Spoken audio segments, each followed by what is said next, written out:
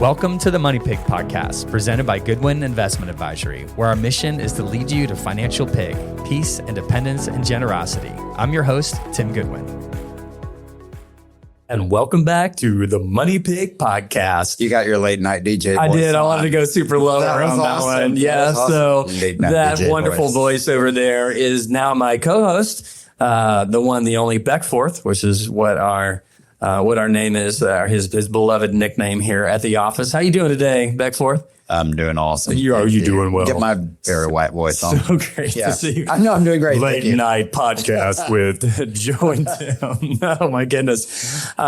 So Joe, I don't know if I told you, a kid burned down a house recently, and I thought we always started like with something good. Jeez. Okay, kid burned down a house. This kid burned down the house, and his dad put his arm around his wife, and he said, "That's arson." Oh my! That's our son. That's arson. Oh gosh. Okay. Wow. Yeah. Back to the subject matter here they don't today. Get better, folks. You keep listening. They it's more trying, though. Hang on. There could be a really great dad every now and then. It's like watching Saturday Night Live. Like one day it'll be good, right? There's going to be a good if you want to know, you can go back and listen to all the episodes because I do try my best there to will have be a good different dads every now and then each time. Yeah. All right. So our episode today is called "You're Not Behind. You're Just Playing the Wrong Financial Game." But before we get into the topic, Joe, what's happening good? What's happening good with you? What's happening good? I would say at this time, we live in the South and the weather is really it's wild, nice. Yeah. And a lot of the country is like kind of frozen. Right. And I'm grateful for that. The temperate weather is nice. I think that's what's happening good for me and what I'm grateful for. That's pretty cool. I am grateful. You know, like sometimes you have those trips that you've wanted to go on for a long time. You've been planning this trip for maybe a year, and I finally get to go on one of those trips on Sunday. So very, very excited about that. Very excited about that. Get to go with, it's just a couple's trip as well. So no kids in tow. I love my kids, but it's just, it's a different. Everybody loves your kids. Different kind of trip. Looking forward to it. So that's awesome. Joe, to get us kicked off here on You're Not Behind, you're just playing the wrong financial game. Many people feel like they're behind financially. In your experience, how often is that actually true versus them just measuring themselves by the wrong scoreboard? Seldom. Okay. Seldom. And I think that's probably a symptom of, by the time people have come here to us, they are thinking, hey, I need some help. And most of the time, right, we're a wealth management firm. So most of the time there's some wealth to be managed. And so typically they are coming in and they've done pretty well for themselves, amassing some wealth. But I feel like a lot of the time that they feel like they're behind is because they've gone into the comparison trap with their friends, their neighbors, somebody else. And so really I try to reframe that argument around, well, you're behind relative to what? And usually it's, well, relative to where I want to be. And well, how did you get to where you want to be? Oh, because Tom next door isn't like that. Well, you have no idea what Tom's finances are. He drives a BMW, but that doesn't mean anything, So like, let's just talk about what is important to you. And we try to get to the why. And I don't want to steal any of your thunder in that, but I'm like, what's your why and where are you going and what's your plan? And then let's talk about, are you relative to that? What do you need to do? It's really important to compare yourself to the right thing. Right. I got to tell you this story, and this is just crazy. This is many years ago. Is it going to blow my mind? I don't know. Maybe. I think so. And so we're sitting around, I don't know, church group, small group of friends. I don't remember. We're going around the room for whatever reason. We're like talking about like, I don't know, like the baddest thing you've ever done or something. How bad are you really? And this you mean like Michael Jackson bad, or you mean like not good bad? I'll leave that to your discretion. Okay. So this guy, now I'll give context in a minute. And he said, well, I'm not that bad. I've only killed one person. Wow. This person is like in their 20s and all of us. 20s. Oh yeah. All of us. This is so long So ago. there's still time for more. Apparently. So, wow. So all of us just like our mouths drop and we're like, what?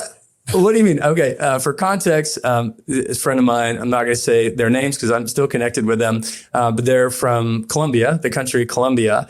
And it was actually, it was driving. Somebody, got run over by his car when he was driving when he was a young person. Oh my God. But it was interesting, right? Because like, I don't know, for me, kind of comparing myself to people who haven't killed anybody, but maybe in other countries, it's, the comparison is different. Know. The comparison is different. I don't even know how to explain this. So sorry, that was dramatic. Let me get us back on track. So feeling behind, I totally agree with you.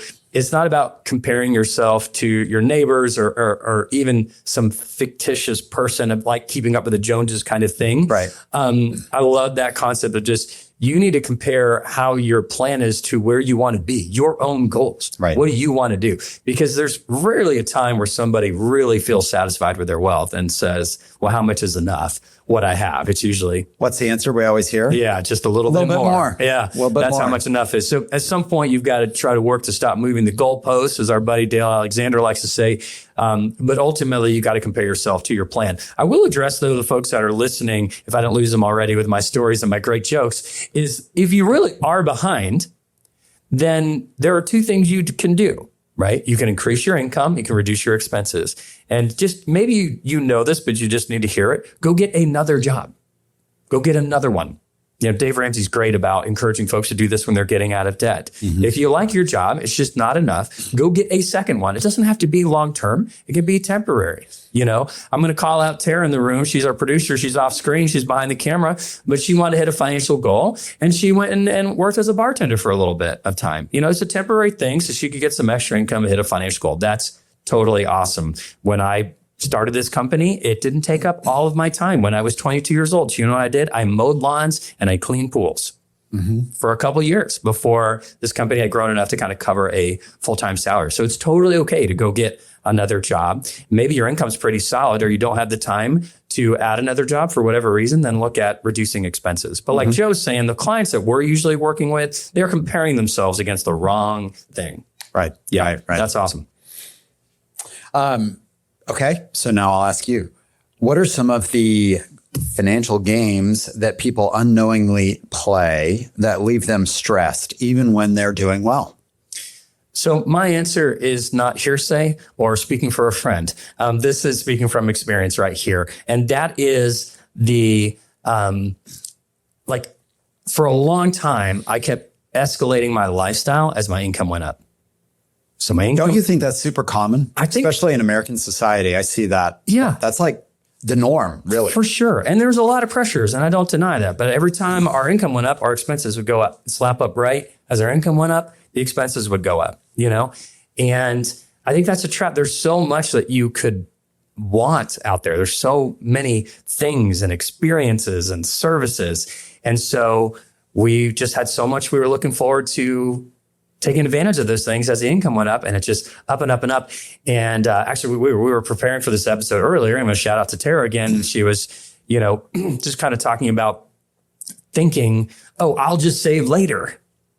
And that's where I was. I was thinking, when I make more income than I have now, I'll save later. I'll catch up later. And I realized no, I have got to learn the behavior of saving and for me giving off of any level of income so that I can build that habit. I can build that muscle and that knee-jerk reaction.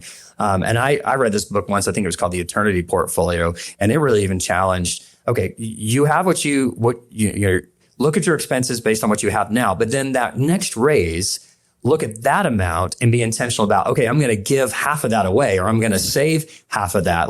Try to spend a much smaller portion of the next incremental raise or bonus. And I thought I like that. That was a good way to look at it. You got any comments on that one? Well, we talked about comparison trap and stuff like that, but I think you're dead on when you're like, I can save later. That mindset, that's I can exercise later. I can start to eat right later. Yeah, not feel later good now. Later is not going to work because that means you're complacent with something that's less than optimal now. So when is the best time to start? The answer should always be now. Yeah. That's a good one because about it. You feel better when you work out and you eat better. Why wait to feel better? But the reality is the peace of mind of having investments in place, or at least a plan that you're funding the investments, also gives you that peace of mind, makes you feel better. Yeah, start now. Joe, for our ideal client, a steady earner, thoughtful saver, what does the right financial game actually look like? I'm going to go back to the why and what are you trying to accomplish and what's important to you. So let's get real about what is enough for you. What's the lifestyle that you want? And we've talked about this in the past. Revisit your identity. Yeah. Not only who are you today, but who do you aspire to be and how do you aspire to be? And financially, our mission statement is leading people to financial peace, independence, and generosity. So we have big, notorious PIG, right? So to me, the right plan is one that incorporates peace with my finances. And a lot of times that means I don't have debt. I can afford to pay for everything that I want and need to pay for. I have independence. I get to spend my time with the people that I want, when I want, however I want, and I can pay for stuff that I want. So I've got financial independence and I'm generous, right? We always tell people if your hand is open, that more will flow in than will ever flow out. And that just gives people a peace. And we know that people with generous hearts tend to be happier people. Yeah. So I would say, let's look at a plan that kind of incorporates good financial stewardship, good savings habit, but also enjoy the heck out of your life, and do life experiences that some of those will cost you money and some of them won't. So I'd just say more intentional, kind of a barstool 3-prong approach to me. So you gave me an idea when you shared that. And when I go back to this question of what does the right financial game look like? It's how are you scoring that game? And I think often we are scoring it the wrong way. We are scoring it by how much income can we make? What's our net worth? And I think what you challenge the listeners to is change the score to how much peace do you have, how much independence do you have, and how much generosity do you have. And with these 3 powers combined, you have a much better scorecard. And Tara is rightfully pointing behind Joe is our good life pyramid, which is built off the Maslow's hierarchy of needs, which is we're not just trying to help people manage money and achieve goals. We are also helping them have peace of mind and fulfilled purpose. So they come in here, the proverbial they. No, like our great clients, our awesome clients are coming real humans, really coming in because there's a pain point. Am I saving enough? Will my money outlive me? Am I investing in the right things? That's usually why they're coming in, some pain point like that. We help with that. We're glad that's the trigger that gets them in the door. But ultimately, we don't stop there. We want to get them to the point of where they're not scoring the financial game based on they don't have pain points, that they sure, it's great to have confidence and less anxiety around financial decisions. And in the purest essence, we help our clients a lot with that. But ultimately, we want them to stop scoring the plan based on the income and the net worth there, but scoring themselves on how much peace they have, which is a huge factor of that independence and that generosity. So that's cool. Just this concept of not just what game should you be playing, which you said is part of our mission, but what are you scoring and how, I think is ultimately going to reflect how happy and satisfied you are with what you've done. Yeah, exactly. So Tim, a lot of times we see people who feel like they need to catch up really fast, right? They feel like they're behind maybe. So like, oh my gosh, I've got some catch up to do for whatever reason. So why would you say that rushing to catch up is often the wrong move, and how maybe slowing down a little bit can actually put you ahead? Yeah, it's funny. I read something today. Shout out to Chantel Adams. She's a client and she writes a blog that I really enjoy. And she actually quoted in the blog her dad had raised her to remind her that the folks that had the best investment performance were often the ones that forgot they had an account or they were dead. Which made me chuckle too. But his point was like, don't get in there and mess around all the time. Be slow about change. Open that account, make that investment, have a plan, and stick to the plan. A lot of times our impact with our clients is not necessarily. I think we have really great investments, and we can probably prove that, especially the clients that have been here for a long time, to help meet their goals. But the reality is, it's the behavior with that investment that makes it an even bigger impact. You could be in the right investment, but if you're in or out at the wrong time and you're always making these changes, you're going to miss out on the total return of that investment if you just bought and held it all year. So yeah, I mean, at the end of the day, how many people do you know made a bad decision because they were in a rush? Yeah, like all the time. Like all of us. Actually hard to make a good decision in a rush, usually, right? So slowing down is important. It's not necessarily how we're wired. I say we have overactive amygdalas, which is the part of the brain that where fear comes into. Some people call it the lizard part of the brain, but it's how we survive. It wants all this information and it wants to process it to make sure that we're safe. But we get a lot of information. It gets overreactive. Well, we got to be out of the stock market. We got to be in, making slower decisions in partnership with somebody you trust, like us, like a financial advisor. You're going to make better decisions. So to come back to the question of, why is rushing the wrong move and addressing these folks that feel like they need to catch up. You do need to start sooner than later. Mm-hmm. Start now, because this little formula called the time value of money, which calculates how much money you have, how much you're putting in over what time frame equals the future value. Okay. When I've played around with that, getting my finance degrees and my certified financial planner, it's the time that seems to have the biggest factor. So when you wait later in life and you're like, oh, I'm just going to sock away a ton of money. If you had started earlier in life with a smaller amount of money, you would be probably in a better place in your future value. So I think I would say if there's anything to be rushing about, it's to get started. But as far as the amounts and the decision about what you invested in, those are things, you want to do in conjunction with a planner. So got any comments on that? One thing that I've seen, people who come in and who feel like they're behind relative to whatever their barometer is, right? Is that they let it affect their risk tolerance. Oh, yeah. And I've seen people who, by all measures, like, when are you going to need this money? What's your age? What's your stage of life? Where are you? You should probably fall roughly here in the risk category of how much risk are you willing to take on, right? And they're like, yeah, but those rules don't apply because I'm so far behind. And the only way that I could get more money is if I'm more risky because those investments charge more, or that bet will pay off more because the odds are worse and all this stuff. And if I hit it, I'm going to be great. And so they're like, so they just, want to bet the farm, bet it all because I'm so far behind already. And so I've had to a few times go through and say, wow, if that bet hits, you're right, you'll have more money. But the odds are the odds are not in your favor, right? Well, Hunger Games, the odds are not in your favor. Talk about a game you don't want to play. Talk about the wrong game. Right. Yeah. So what ends up happening is potentially you're opening yourself and your future self and your family's future self to risk that is, if I talked to you 10 years ago, you would be like, no, that's ridiculous. I would never do that. So let's talk to your sound person and not make that rush. And let's really evaluate the decision before you change. The risk yourself needs to be based on the future timeline.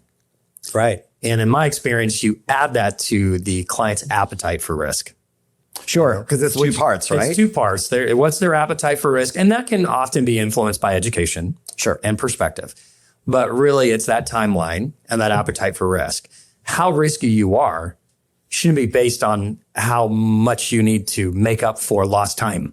It should not be a factor of risk. Right, because that clouds your judgment. In my opinion, that clouds your judgment. Yeah. Because at that point, you're just in Vegas and you're putting it all on Red 7 or something like that. You know what I mean? It all on I got to bet it all on the farm because I'm way behind. I'm going to go to Vegas and get 100x. Yeah, obviously we know that that's the wrong game. Absolutely. So, all right, Joe. So we'll land the plane here with our last question. If someone listening today feels behind, what's one mindset shift or question they can ask themselves to get back into the right game? Well,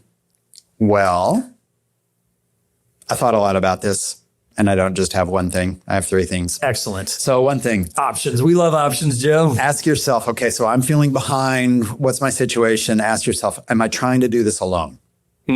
Yes. First, like, am I trying to figure this out all by myself? And I'm working myself up into a lather over, oh my gosh, I'm behind. What am I going to do? And I might start making irrational decisions. Do you have somebody? Do you have an advisor? Do you have an accountability partner? Do you have a mentor that's helping you navigate through this to help you realize what's emotion versus what's real and what's going to work, the time value of money and all those things. That's one thing.